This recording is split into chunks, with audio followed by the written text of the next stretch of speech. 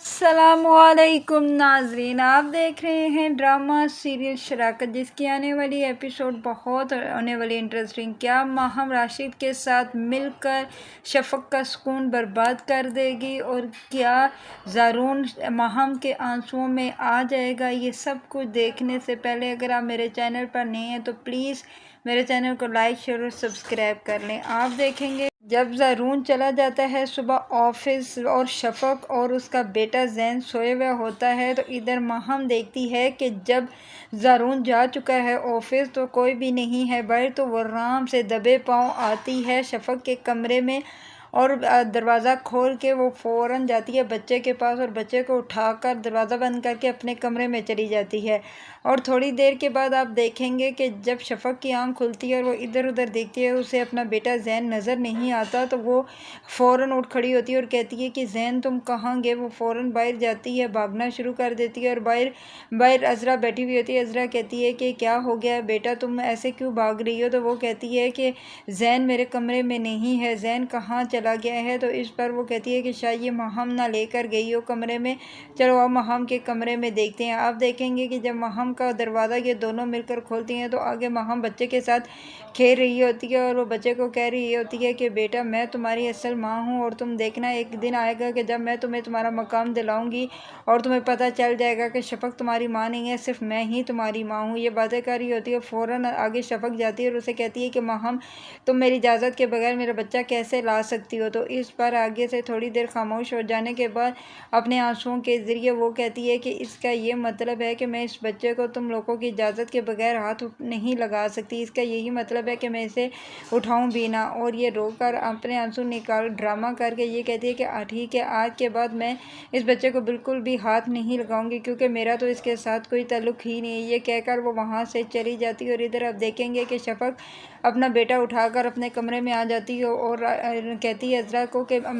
میں کسی طریقے سے بھی اپنے بیٹے زین کے لیے کوئی ایسی چیز نہیں کر سکتی جس سے اس کی زندگی کے لیے خطرہ ہو۔ یہ کہہ کر وہ اپنا دروازہ بند کر کے اپنے بچے کو اپنے کمرے میں رکھ لیتی ہے۔ ادھر آپ دیکھیں گے کہ جب شام کو زارون گھر واپس آتا ہے اور ماہم آگے بیٹھی ہوئی ہوتی ہے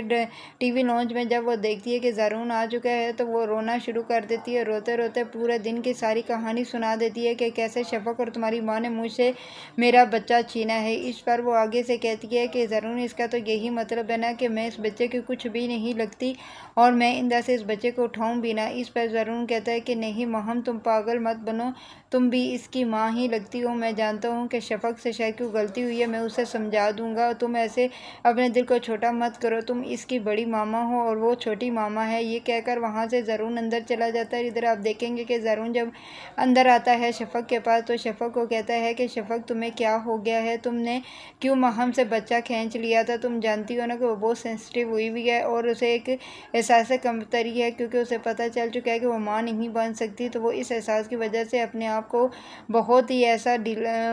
فیل کر رہی ہے، اس لیے میں کہتا ہوں کہ بچہ اس کو دینا چاہیے۔ اس پر وہ کہتی ہے کہ میں نے ایسا کچھ بھی نہیں کیا، لیکن میں اپنے بیٹے کی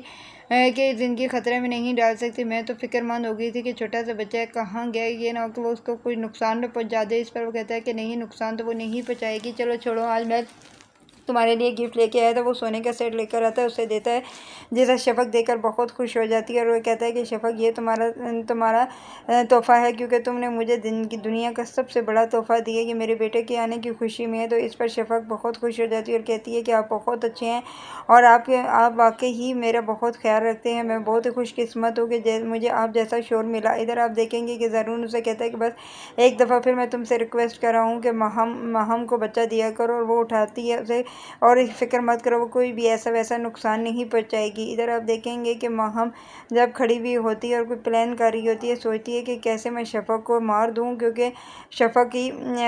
ہی ایسی لڑکی ہے، اگر یہ یہاں سے چلی جائے تو ضرور بچہ میرا ہو سکتا ہے، اسے کیا پتا قسمت اس کا اب ساتھ دینے والے ہیں۔ ادھر آپ دیکھیں گے کہ راشد اپنی ماں کو شفق کی پکچر دکھاتا ہے، تو اس کی ماں کہتی ہے کہ بس کرو، اب اس کا پیچھا چھوڑ دو، وہ اب تمہاری کچھ نہیں لگتی۔ تو اس پر آگے سے وہ کہتا ہے پیچھا تو میں اماں اس کا چھوڑ ہی نہیں دوں گا، لیکن میں اپنی بےعزتی کا بدلہ ضرور لوں گا اس شفق سے، میں بھی اسے ایسے ہی برباد کروں گا۔ یہ سوچ کر وہ ایک پل ہے وہ بھی سوچتا ہے کہ میں کچھ ایسا کیا کروں گا جس کی وجہ سے مجھے بھی یہ سب کچھ ملے۔ ادھر آپ دیکھیں گے کہ وہ بالآخر اسے ماہم کا نمبر مل جاتا ہے اور ماہم کو وہ کال کر کے کہتا ہے کہ ہیلو۔ وہ کہتی ہے کہ کون؟ وہ کہتا ہے کہ میں راشد بول رہا ہوں،